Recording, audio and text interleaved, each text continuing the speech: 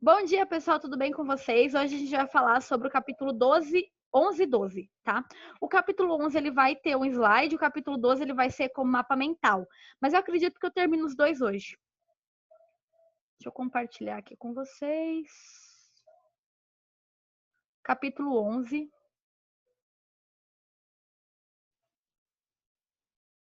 Todo mundo vendo? Segundo reinado? Beleza. Então, gente, a gente está falando aqui do segundo reinado. Eu já expliquei para vocês que para mim é uma das melhores fases da história, tá? Do Brasil, principalmente. Eu vou falar muito rápido porque eu tô bem atrasada no conteúdo. Então, se você tiver alguma dúvida, você escreve ela bem completa e coloca aí no chat que no finalzinho eu vou voltar para falar sobre as dúvidas de vocês, tá bom? Então, para começo de conversa, finalizando o capítulo 10, começando o 11, porque os dois falam sobre isso, fala sobre o golpe da maioridade, né? Para sair daquela crise gigante do período regencial, em que vários estados, várias regiões tentaram independência, tentaram se fragmentar, tentaram sair da região brasileira.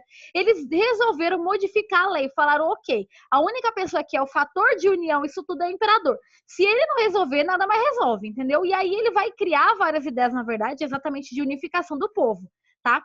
Então, eles vão permitir que Pedro de Alcântara, na época, com 14 anos, imagina só, você com 14 anos, a gente vira e fala, Brasil, tô para você, cuida você, decide aí o que é para fazer, na economia, na política, na educação, na saúde, no tudo, tá? Então, assim, ele era muito novinho para fazer tudo isso, e ele vai ser também um dos maiores, um dos líderes, né, que ficou mais tempo no governo, porque ele já vai, até a velhice dele ele vai estar lá. Tá? A gente não vai chegar nesses dois capítulos ainda na idade que ele está saindo, mas a semana que vem a gente fala sobre isso. Tá? Então eles vão vai permitir com que o Pedro de Alcântara governe sem ter 18 anos ainda, apenas com 14 anos. Ele é levado ao pátio central ali do Rio de Janeiro, né, e proclamado imperador do Brasil. Isso é chamado o golpe da maioridade. Então ele não tinha idade ainda para governar, mas eles vão dar um jeitinho, né? Visto como oportunidade, então, de fortalecer o governo, já que ele estava bem fragmentado, como eu falei. Ele era o símbolo da unidade do império. A família dele que liderou tudo isso para que o império se tornasse o que ele era. Então, eles vão entender que quando ele entrasse ali no poder, ele teria também a autoridade que os regentes não tinham, tá? Não só simbolicamente, mas também porque ele tinha plenos direitos. Os regentes não tinham pleno direito, não podiam fazer o que eles quisessem. Agora, o imperador podia, tá? Uma coisa importante que é vocês saberem é que durante ali o primeiro reinado, foi já no finalzinho ali, foi instituído os três poderes, né? O legislativo, o judiciário e o executivo, mais um que era o poder moderador. E o poder moderador era o do imperador. Então, para vocês verem que ele vai mandar como um voto único, como todos os outros poderes. Se a gente pensar, por exemplo, quantos senadores, governadores e tudo mais o Brasil tem para liderar todos esses três poderes? Ninguém liderando sozinho, porque mesmo que nós temos o presidente, muita coisa ali é decidida por essas outras instâncias, né, dos três poderes. O que acontece é que ele poderia votar sozinho. E ele até tinha mais poder do que os outros, tá? Porque ele era o imperador. Então ele teria mais autonomia e poderia lidar melhor com os conflitos que estavam acontecendo, tá? Principalmente por ter o direito do poder moderador, como eu falei, contra quem ameaçasse a estabilidade do país. Então qualquer pessoa que fizesse alguma coisa contra, né, ali o país ou que desagradasse ali os desejos dele de unificação, ele poderia fazer o que ele bem entendesse, tá? Então começa ali o segundo reinado, que vai até 1889, tá bom? Se vocês pensarem, não é tão velho assim, um pouco mais de 100 anos, né? Com um golpe militar que derrubou o governo e proclamou uma república. Tá. E aí, as primeiras mudanças que ele vai gerar o Brasil tornando-se efetivamente uma nação. Porque o território a gente já tinha. Mas uma nação, você já deve ter estudado geografia, é muito mais do que isso, né? É a cultura, são os símbolos, é o povo, é o sentimento de pertença. É falar assim, eu sou brasileiro. Muito mais do que eu vivo no Brasil, entendeu? Eu valorizar a minha história, eu valorizar a minha cultura, eu valorizar por exemplo, no Mato Grosso do Sul, o que faz? Qual que para vocês é o símbolo do sul mato-grossense? Coloca aí no chat. várias coisas ali vão criar a identidade, né? E essas coisas são importantes. Acho que isso, para mim, é uma das melhores partes do Segundo Reinado, porque ele vai ajudar ali a desenvolver os símbolos nacionais. Eu gosto bastante dessas coisas, tá? Por isso que eu gosto tanto. Então, o Brasil torna-se efetivamente uma nação, construindo símbolos nacionais. Tá aqui a bandeira do Império, né, do período, bem parecida com a que a gente temos hoje. A diferença é que aqui, ó, é o brasão da família de Alcântara. Então, para representar que ainda era um governo do Império ali, do Pedro, né? Dom Pedro II. Que representava o povo brasileiro. O que representava, né? Esses símbolos nacionais. Expressavam a ideia de uma identidade comum, unindo as pessoas que viviam em regiões diferentes. Se a gente pensar o Brasil hoje, na verdade, até hoje a gente tem um pouco de dificuldade, né? De pensar em um país unificado, porque cada região tem uma história bem diferente, uma parte política, uma parte cultural bem diferente. Se você olhar, por exemplo, uma vez um amigo meu do Amazonas, ele falou que para eles tapioca é com sardinha, e eu sou filha de baiana, então tapioca para mim é manteiga ou leite condensado, né? E aí cada uma dessas pessoas, então cada cultura é completamente diferente, tá?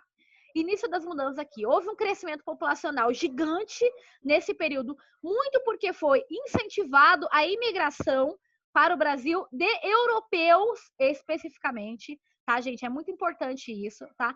Então, para vocês terem uma ideia, de 1819, antes da independência, havia 4 milhões de pessoas. Em 1872, contava com 10 milhões. E ao final do reinado, que é lá em 89, né? Um pouco mais de 10 anos depois, não, um pouco menos, uma média, né? Já tinha 14 milhões de pessoas, tá? Início ainda das mudanças.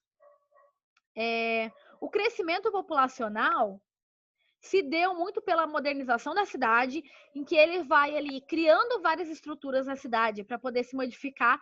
Por exemplo, vai tendo um processo de urbanização dos grandes centros, principalmente Rio de Janeiro, em que quem não sabe o que é cortiço, vai dar uma pesquisada.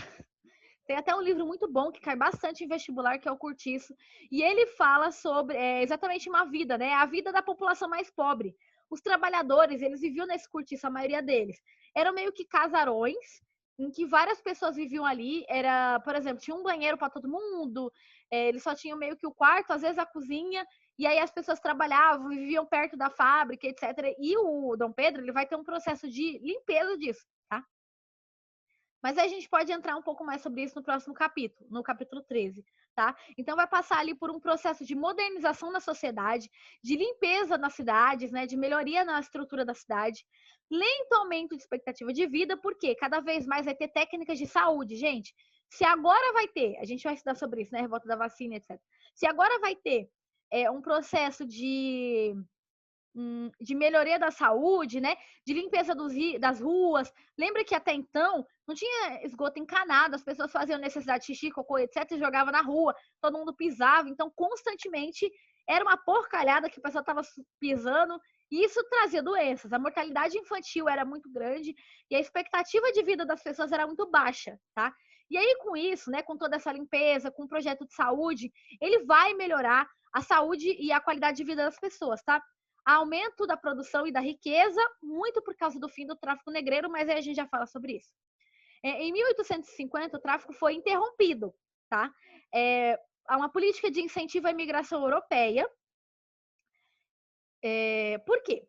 A Europa estava fazendo uma grande manifestação contra o Brasil. Basicamente, o Brasil e os Estados Unidos eram os únicos grandes países que ainda eram escravocratas, né? E a Europa estava pensando à frente. Ela falou assim, gente, se as pessoas não recebem dinheiro de salário, então não tem quem compra os produtos que a gente produz na indústria. Então a gente precisa de pessoas assim. Então eles vão dar uma forçada no Brasil para poder acabar com a escravidão. Não vai ser isso que vai acontecer logo de início, como brincam, né? Que era uma política para inglês ver. Eles acabam com o tráfico negreiro legal, mas ainda acontecia o ilegal e a escravidão no Brasil continuou. Só não eram trazidos mais mão de obra para o Brasil, tá? Ou escravizados, né? Mas com tudo isso, acontece uma política forte de incentivo à vinda de imigrantes para o Brasil. Acontece uma expansão das cidades, né? As cidades vão crescendo, 80% da população ainda vivia no campo, ainda assim, porque esses imigrantes que vinham para o Brasil, eles trabalhavam no campo, no lugar dos escravizados, tá, gente? Porque lembra que a expectativa de vida do escravizado era baixa, né? Eles tinham vários violência, então eles morriam cedo, acabava que precisava de sempre mais. Então eles vão substituindo a mão de obra escrava pela mão de obra europeia. Até porque, isso aí tá na página... talvez outro capítulo, mas eu já vou entrar sobre isso. Muito porque acreditava-se durante esses períodos, né, de que existia uma superioridade na questão do europeu. O europeu como sendo um ser mais evoluído de acordo com a ciência. Por isso a ciência deve sempre estar em movimento, sempre estar melhorando, sempre estar modificando, tá? Então, eles vão criar a ideia de que os europeus que vão vir para o Brasil vão trazer a ideia de modernidade, tá? Então, porque eles são evoluídos. O negro não é evoluído de acordo com eles, né? O negro é atrasado. Então, isso vai gerar, assim, gente, muito conflito, tá? Até hoje, muito por causa desse pensamento aqui dessa época. Trabalhavam quase sempre no setor agrário, os imigrantes, né? O restante ia para a indústria e setor de serviços, mas era pouquinho da população. O principal centro urbano era o Rio de Janeiro, era a capital do Império, e pensa, né? Apenas nele, em 1890, chegou a 500 mil habitantes ali, tá? Em São Paulo, que era uma das segundas principais cidades, tinha apenas 65 mil. Então você pensa como o Rio de Janeiro era com muito mais gente, muito mais urbanizado, desenvolvido, etc. Tá? Há uma sociedade, então, extremamente desigual. A escravidão continuava, mesmo que o tráfico negreiro tivesse sido extinto durante o período. A maioria da população vivia na extrema pobreza e não tinham condições de mudar a situação. Por quê? A população pobre não tinha como trabalhar porque já tinha o escravizado, que trabalhava no lugar sem pagar, né? Não dava para comprar nada, porque terra, locais para criar um comércio já precisava, por lei, ter uma certa renda, ter uma certa posse, já tinha que ter dinheiro. Então, até para comprar terra, se a pessoa já não tivesse muito dinheiro, ela não poderia ter a terra, tá? Isso valeu para o ouro, isso valeu para várias leis de terra que aconteceram no Brasil. Então, era muito difícil de sair da condição de vida que a pessoa já tinha, tá? Uma mudança, uma política bem excludente, no quesito de que apenas os ricos tinham direito. Sem uma renda, era proibido votar e se eleger. Então, também nem assim conseguia melhorar a situação. Uma pessoa que, por exemplo, da classe pobre, que fosse lá melhorar a condição dos pobres, não tinha essa chance também. E as mulheres não tinham direitos, né? Nem de votar, nem de ser votada, nem de sair de casa sem autorização do marido. Página 6, a questão indígena. A gente tinha falado várias vezes, né, que a questão indígena estava bem complexa no período, tá?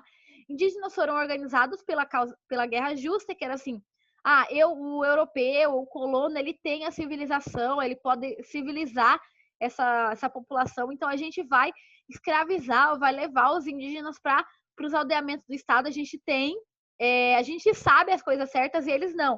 Então a gente vai ali tornar o indígena mais evoluído, digamos assim. Então eles acreditavam nessa guerra, né, como um fator importante para melhorar a vida indígena. E a evangelização como forma de legitimizar a escravidão da população nativa.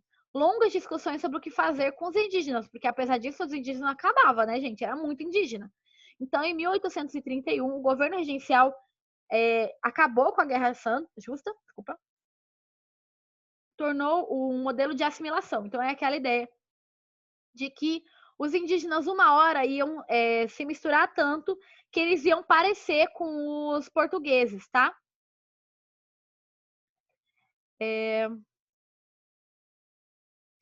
Tá. Então, eles iam parecer com os portugueses e não ia mais fazer diferença entre um e outro. Então, meio que acabar a cultura e a história indígena. Incorporando cada vez mais os indígenas à sociedade brasileira, retirando as suas terras. Então, se os indígenas vão ser incorporados com a sociedade brasileira, para que eles vão ter terra? Então, começa um período de confiscos das terras, tá? Isso por lei. A terra indígena agora vai ser terra do Estado, do governo, do imperador, tá bom? Modificando, então, costumes e tradições. Gente, isso aqui vai ser muito importante no quesito da Guerra do Paraguai, que a gente vai falar daqui a pouco. Eu acho que o livro traz muito pouco sobre isso, Não vai dar tempo de eu me aprofundar, mas estudem, porque é história regional, entendeu? Se vocês não estudarem e valorizarem a história de vocês, quem que vai?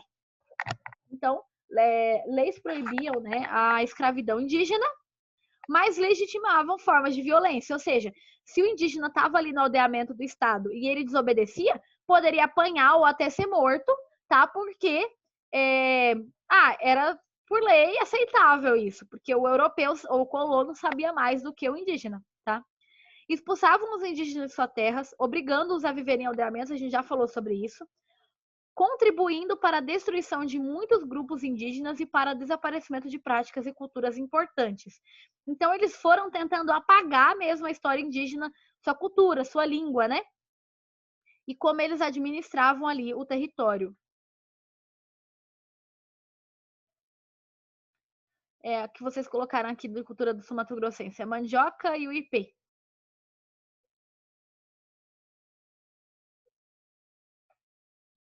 Interessante. Pode ser um patrimônio, mas cultura não é exatamente isso. Depois a gente fala um pouquinho sobre cultura, então. Porque existem símbolos culturais e a cultura, por exemplo, é difícil aqui no Brasil, né? Uma cultura única, porque o nosso país é bem confuso nisso. Mas uma cultura do Nordeste, a prática do frevo. Uma cultura aqui, a forma de se fazer o tereré. Isso é cultura, né? A roda de tereré, tomar o tereré ali em roda com os amigos, isso faz parte da cultura, tá? Agora, objetos aí podem ser patrimônios, materiais ou imateriais, né? Alternância política. E aí nós temos o poder regencial, né, que a gente falou, surgiu duas grandes ou duas frentes de força, tá? Os dois tinham os mesmos interesses, os interesses da elite, mas um queria mandar e o outro queria mandar. É como se você tivesse um rival e vocês quisessem mandar mais que o outro, tá?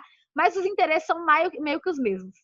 Dominavam as políticas, defendiam a manutenção das relações escravistas, então eles queriam manter a escravidão, e a estrutura desigual do país que existia, que era o Partido Liberal e o Conservador, os dois queriam a mesma coisa. Mantém aí a mesma estrutura. Só que aí lembra que eu falei que tinha o poder moderador? Essa imagem aqui, gente, ela é fantástica para descrever a situação política do período. Por quê?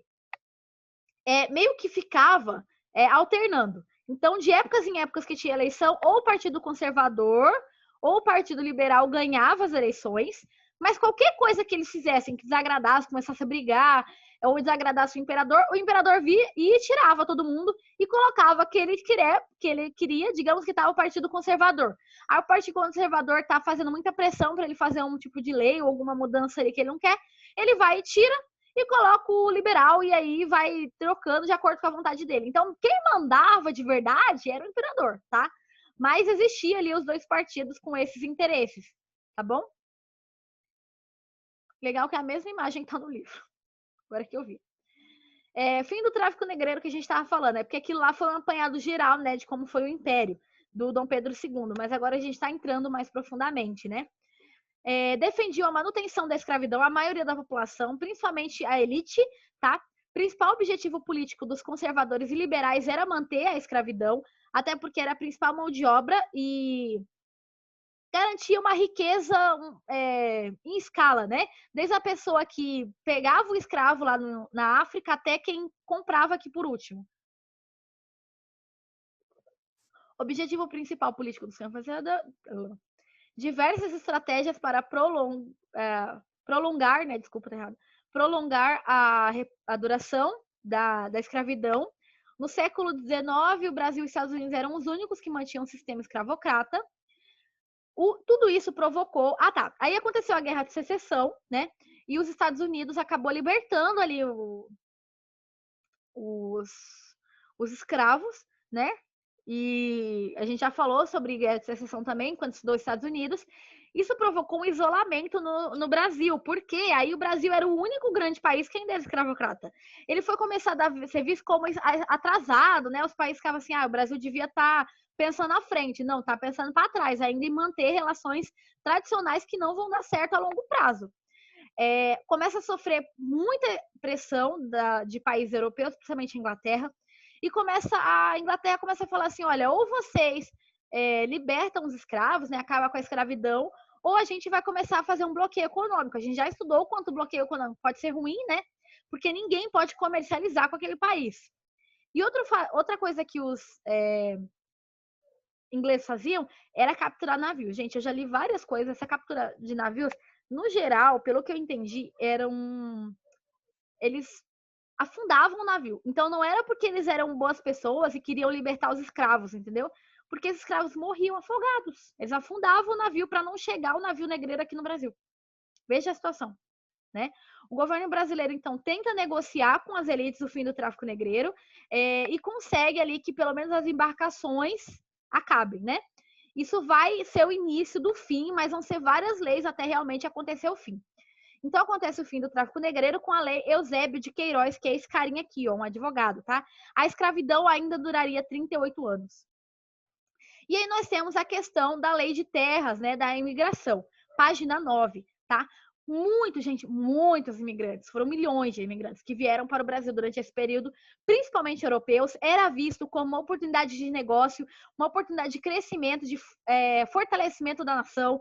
Então, desculpa, era vendido na Europa, quando chegasse aqui, eles ficaram ricos, porque era uma terra onde tudo dava, então a pessoa podia vir e plantar, né, e que tudo daria, e eles iam poder ficar ricos, a terra nova, quase ninguém colonizando ainda.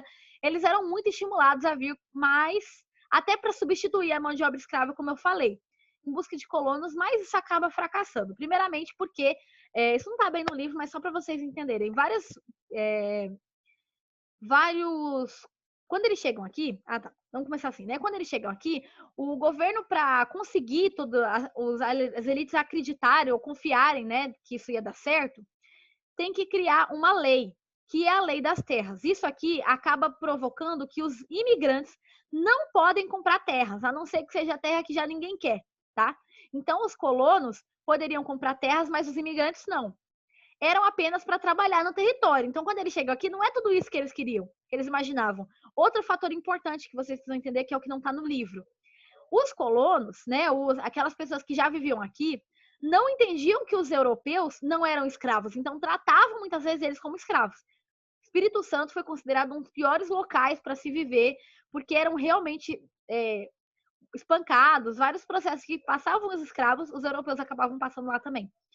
Mas logo isso foi cortado, até porque o europeu era visto como superior. Eles tinham técnicas, a maioria deles já trabalhava em indústria na Europa. Então, quando eles vieram para cá, quando formou uma indústria, eles já tinham já era uma mão de obra meio qualificada, né? Eles já sabiam alguma coisa. Apenas colonos, locais desfavorecidos que poderiam ser comprados, né? Uma camada de pequenos proprietários de família, da agricultura familiar ali conseguia desenvolver, mas no geral, então, para ficar rico não dava. Beneficiou grandes proprietários, porque cada vez mais aumentava o poder dessa elite, né? Que era sempre apoiada pelo governo.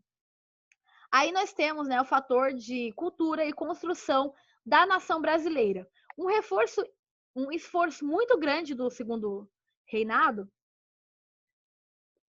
como eu falei, foi de construir identidade nacional. Isso é por todo o reinado, tá, gente? Todos que viviam no Brasil deveriam formar o mesmo povo. Então, falar a mesma língua, ter a mesma história, a mesma cultura. Para vocês terem uma ideia, foi durante muito tempo proibido falar outra língua que não português.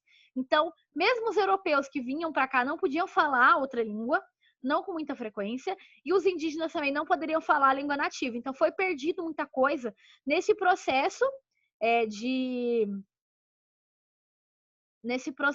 de unificação do povo e da nação para construir um único povo, tá? A busca de criação de um sentimento de pertencimento. Gente, o que faz Brasil, Brasil, né? Como diria da Mata.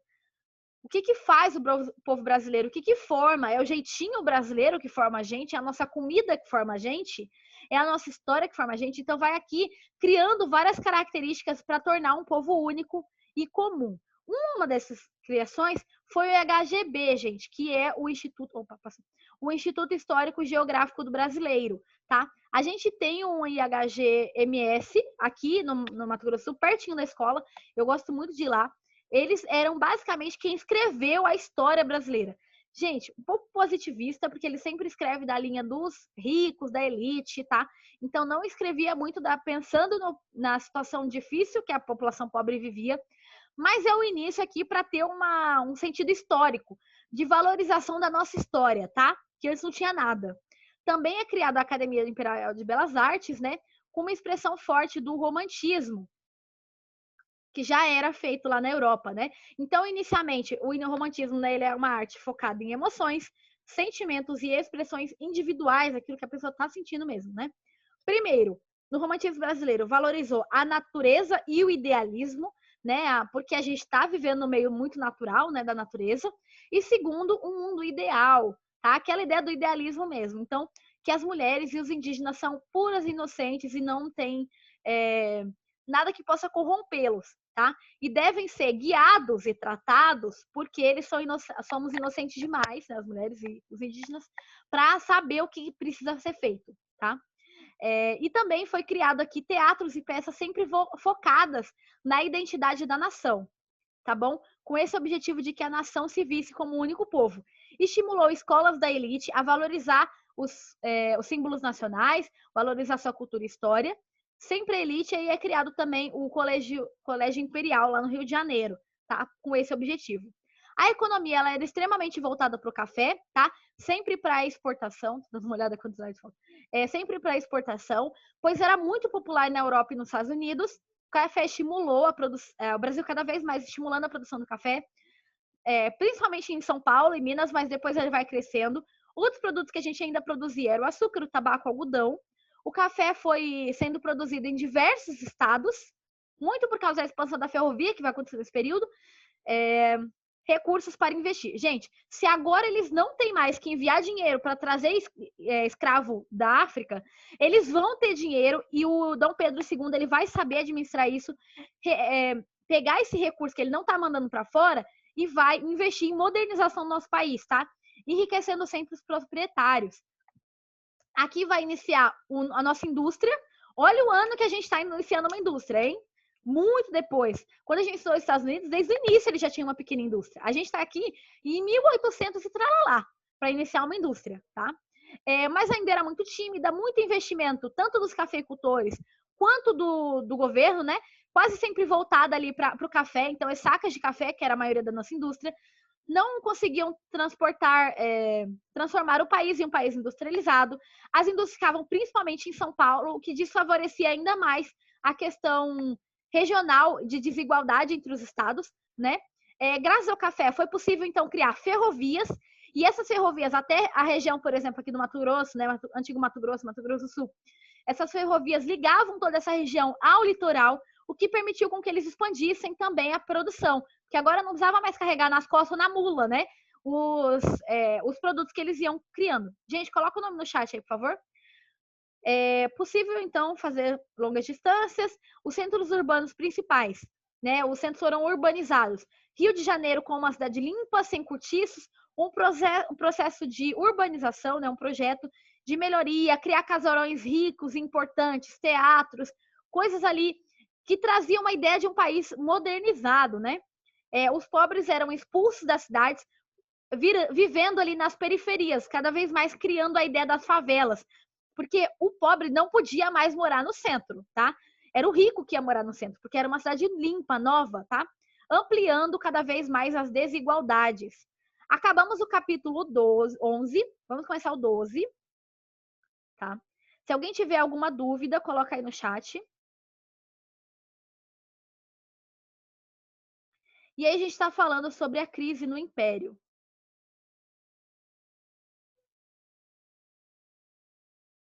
Não lembro quem foi que copiou os negócios lá, não, que eu falei.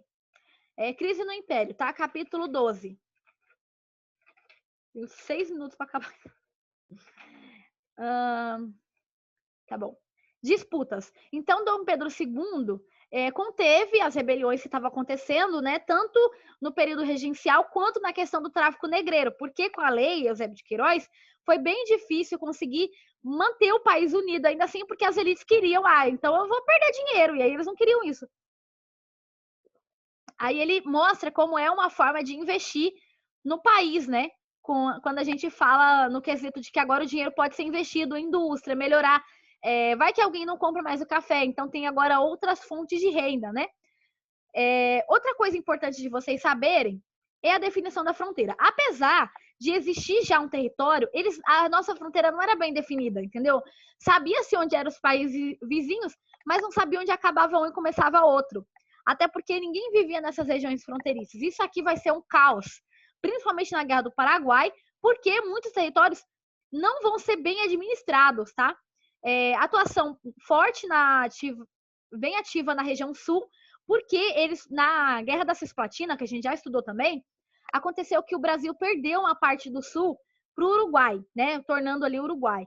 E aí, nessa divisão, o Brasil vai falar: a gente precisa definir melhor as fronteiras, porque pode gerar alguns conflitos armados até para definição. E acontece, de fato acontece, tanto conflitos armados quanto eles têm acordos diplomáticos para definir onde é um território e onde é o outro, tá bom? Gente, vocês sumiram aqui para mim, mas acho que vocês ainda estão vendo. O exército, ele vai ser bem construído na parte da Guerra do Paraguai. Então, vou falar aqui rapidamente, tá? Guerra do Paraguai aconteceu em 1864. É muito importante pra gente, porque foi exatamente nesses territórios que a gente vive, tá?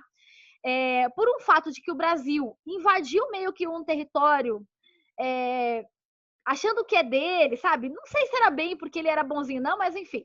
Confunde-se ali territórios, porque, como eu falei, não tinha uma definição de fronteira bem legal, né? O Paraguai, que também era um país muito importante na época, com Solano Lopes, né? Ele vai falar: o Brasil está querendo se tornar imperialista, né? Está querendo cada vez mais mostrar que ele é mais forte da região.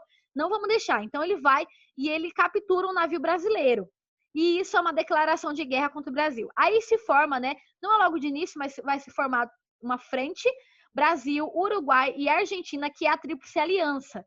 O movimento que vai lutar contra o Paraguai. Gente, é aqui que o Brasil forma um exército. Até então, quase não tinha exército para definir esse território todo, para defender. As mulheres estavam presentes na guerra, tá? Desde o início, muito porque várias delas foram com seus maridos e filhos para a guerra. Nem sempre para lutar. Algumas lutaram, mas no geral elas eram enfermeiras ou costuravam roupa, viviam num acampamento meio que à parte, numa situação muito deplorável, porque se para a guerra já era deplorável, imagina essas mulheres estar vivendo lá sem nenhum apoio, né? Não tinha nenhum apoio do Estado mesmo. A guerra destruiu completamente o Paraguai, matou 80% dos homens no Paraguai. Chegou num ponto que os meninos de 12 anos, 10, 12 anos, foram ter que ir para a guerra porque não tinha mais homem, todos os outros já tinham morrido, sabe? Eu fui lá conhecer o local da última batalha, é um local, assim, muito forte da presença da guerra, achei muito interessante isso. E muitos brasileiros também morreram na guerra, tá? Para organizar tudo isso, o Dom Pedro II, ele começa aqui a formar um exército, tá bom? Organizou o primeiro exército brasileiro, criando a ideia dos voluntários da pátria, tá? Esses voluntários da pátria deviam ir lá, se alistar entre 18 a 50 anos para tentar lutar pelo seu povo. A ideia, né, de identidade do povo brasileiro, vou lutar pela minha nação, né? Só que a violência e as péssimas condições eram tão ruins que era muito difícil as pessoas quererem se alistar, tá? Então o governo começa a prometer alforria para o negro escravizado, então liberdade, né, para o negro escravizado que fosse lutar com eles, terras para as pessoas que fossem lutar, que não fossem negros, né, nem colonos. Lembra que eu falei das terras indígenas que eles confiscaram lá nos aldeamentos do estado? Então, agora eles estão distribuindo essas terras indígenas aqui para quem lutar em favor do Brasil na Guerra do Paraguai, tá? E indenização para aqueles donos de escravos que foram alforriados, tá bom? Então, pagando ali. A elite era bem motivada a entrar no exército, mas como eles não queriam, eles pagavam pessoas pobres para se alistar no lugar deles, né? A gente até falou de uma revolução que foi exatamente contra esse movimento, né? Eu falei já das mulheres da Guerra do Paraguai, elas já estavam desde o início, né, na guerra. Crescimento do exército e fortaleceu aqui, de fato, quando começa a ter um exército brasileiro. O exército brasileiro começa agora a ter recursos, o Brasil entende que é necessário investir no exército, né?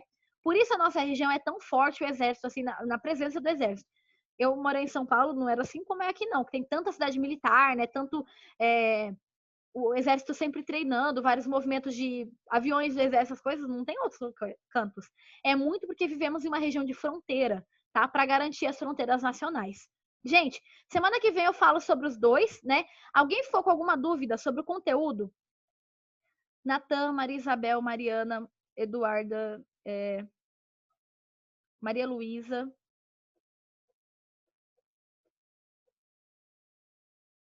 Só vocês o nome no chat? Se tiverem alguma dúvida, coloquem aí, por favor.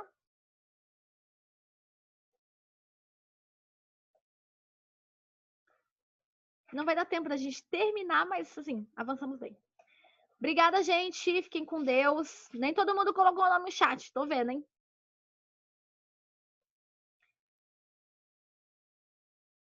Mas eu não vou colocar, então coloco. Parabéns de novo, Gabi. Quem é Patuto? Coloca aí o nome. Menos de um minuto. Beijo, tchau. Faltou o nome no chat de gente aí. Quem que é esse cara aqui que tá com um pato